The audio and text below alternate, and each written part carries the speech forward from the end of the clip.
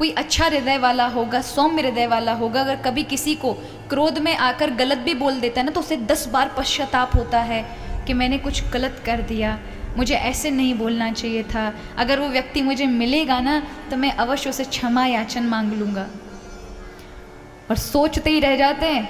वो 2 शब्द कौन से इंग्लिश में वर्ड है ना, सॉरी, माफ़ी, वो बोलने में सालों साल निकल जाते हैं और पूरी दुश्मनी बनी रहती है। केवल एक शब्द बोलना पड़ता है, माफ़ी चाहते भैया हमसे उस दिन गलत हो गया, माफ़ कर दें आप।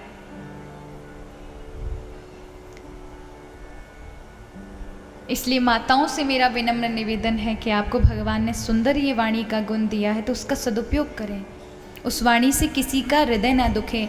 एक बात का हमेशा पालन कीजिएगा, जो शब्द आप अपने लिए नहीं सुन सकते तो आपका कोई अधिकार नहीं बनता किसी दूसरे को वो शब्द सुनाए। वो शब्द आप सुन सकते हैं, वो अब शब्द अगर आप सुन सकते हैं तो ही किसी दूसरे को बोलिएगा, चाहे वो परिवार की बड़ी माताएं बहनें हों या छोटे हों या भाई लोग हों। अगर आप उन शब्दों को किसी दूसरे से अपने लिए सुन सकते हैं तो अवश्य आप बोलें, और जो नहीं सुन सकते उन शब्दों का आप बिल्कुल मत उपयोग करिए, क्योंकि कभी कभी ये शब्द बहुत आत्मघात देते हैं, बड़ी पीड़ा देते हैं। एक व्यक्ति को इतना कष्ट किसी दुख में नहीं मिलता जितना ये शब्दों के बाण जो होते हैं ना महाराज, ये दे देते हैं। अब आप बताओ, महाभारत जैसा युद्ध होता, उसकी जड़ में कौन थे? जड़ में क्या था? क्यों हुआ महाभारत का युद्ध? द्रौपदी के वचनों से हुआ। किसके वचनों से हुआ? द्रौपदी के वचनों से हुआ। माना कि कौरव जलते थे पांडवों से, लेकिन उनका द्रौपदी के साथ कोई बेमनुष्य नहीं था। लेकिन जब राष्ट्रीय यज्ञ हुआ और दुर्योधन आया अपने भाइयों के साथ, क्योंकि पांडवों ने बड़ा विचित्र महल को तैयार करवाया था। एक असुरों का राक्षस था मय दानव, उस मय दानव से अपना महल बनवाया जिसमें जहाँ जल दिखता था वहाँ पृथ्वी होती थी, और जहाँ पृथ्वी जैसा दिखता था कि ये कोई स्थान है, स्थल है, वहाँ जल होता था, वो दिखाई नहीं देता था। तो दुर्योधन क्या हुआ कि उसे जल का आभास हुआ तो उसने अपने कपड़े ऊंचे कर लिए, लेकिन वहाँ तो स्थल था, जल ही नहीं था। आगे जाकर के स्थल दिखा और उसने उसे ध्यान नहीं रहा, देखा कि जमीन है, आगे बड़े बड़े गमले आदि लगे हुए हैं, रास्ता जा रहा है, तो चल दिया, धड़ाम से जाके सरोवर में गिर गया क्योंकि वहाँ जल था। ऐसा विचित्र महल था। तो द्रौपदी खिलखिलाकर हंस पड़ी वहाँ सखियों के साथ में।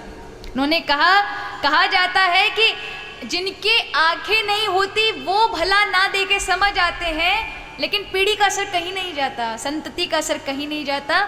भले ही आंख है लेकिन अंधे की संतान अंधा ही है। देखो उसे इतना भी नहीं दिखा, हंसने लगी कि संतति का असर तो कहीं नहीं जाएगा ना, आंखें हैं तो क्या है, लेकिन गुण तो पिता के ही गए हैं, अंधे की संतान अंधी, ऐसा कहा। वो बाण शब्द चुभ गए उसको। यानी पूरे राजसूय महाभारत अगर उसमें देखें तो पूरे राजसूय जब यज्ञ हो रहा था उसके अंदर वही वेदना झलक रही थी, बार बार उन्हीं शब्दों का उच्चारण उसके उस हृदय में हो रहा था कि द्रौपदी ने मुझे ऐसा कहा, छोड़ूंगा नहीं, प्रतिशोध लूंगा, दिखाऊंगा अंधे के बालक क्या कर सकते हैं। और फिर क्या हुआ? राजसूय यज्ञ में भी भगवान बड़े चालाक थे। उन्होंने क्या किया? राजसूय यज्ञ में सबको अपना अपना काम बांटा। दुर्योधन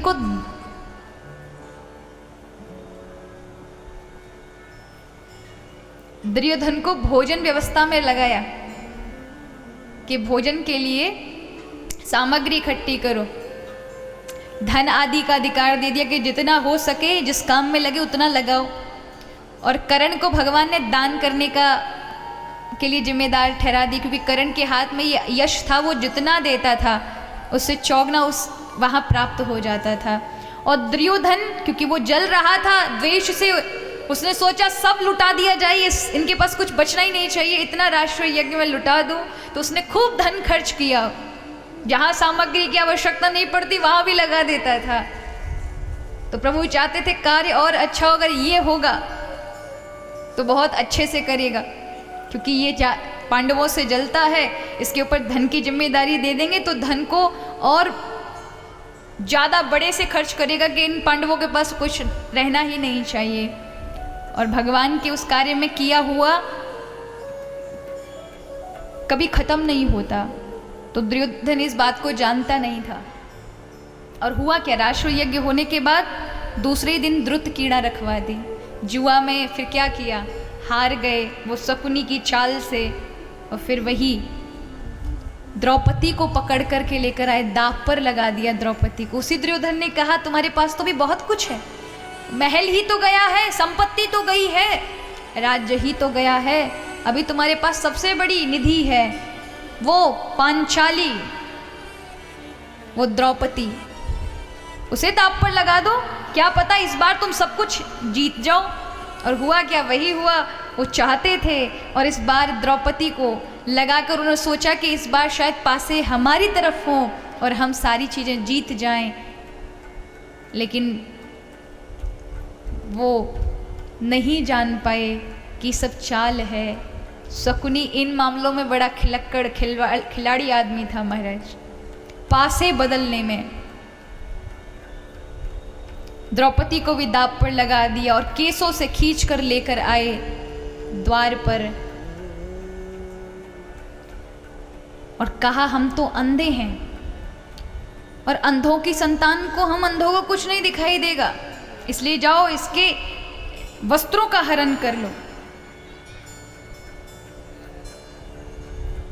तो ये सब क्यों हुआ ना, द्रौपदी के वस्त्रों पर वो हाथ लगाते, माना कि भगवान ने फिर वस्त्र अवतार धारण करके उसकी लाज रखी, लेकिन फिर द्रौपदी के अंदर भी प्रतिशोध हुआ कि इन्होंने मेरा अपमान किया इतने लोगों के बीच में, मैं इनके रक्त से स्नान नहीं कर लूँगी तब तक शांति नहीं पाऊंगी। मुझे उसके वचन बहुत बुरे लगे। उसने कहा हम अंधे हैं, इनके सामने ही हम नहीं देख पाएंगे, इसको निर्वस्त्र कर दो। तो किसका असर था ये सब काम कराने का? वाणी का। किसने काम किया इस महाभारत युद्ध में?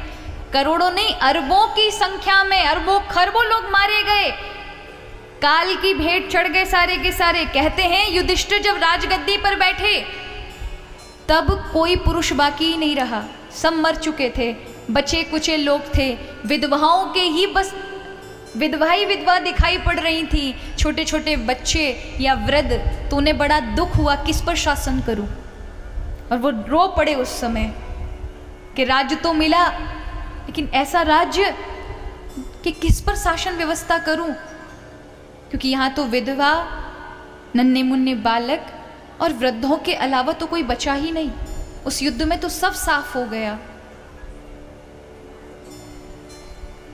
जो बच्चे कुचे हैं उन पर क्या शासन लगाऊं? जहाँ देख रहे हैं वहाँ स्त्रियां रोती दिखाई पड़ रही हैं, नन्हे नन्हे बालक हैं, वृद्धों की आंखों में अश्रु हैं। तो उनका मन उस राजगद्दी पर बैठकर भी नहीं लगा। और ये सब किसने कराया? वाणी ने। इसलिए हमेशा इस बात का ध्यान रखें, आपकी वाणी ही आपके प्रेम को बढ़ाने वाली और आपकी वाणी ही शत्रु बनाने वाली है। 4 दिन का जीवन है महाराज, काहे को शत्रुता पाल के लेके जा रहे हो? प्रेमवत व्यवहार करें। कहीं वाणी में कटुता आ भी जाए, कठोर बोल भी दें, तो थोड़ा वाणी में नम्रता लेकर आए। क्षमा में क्या जाता है, बोलने में आप घट नहीं जाते, बल्कि क्षमा गुण तो सबसे बड़ा बताया गया है। क्षमा दान कर दे।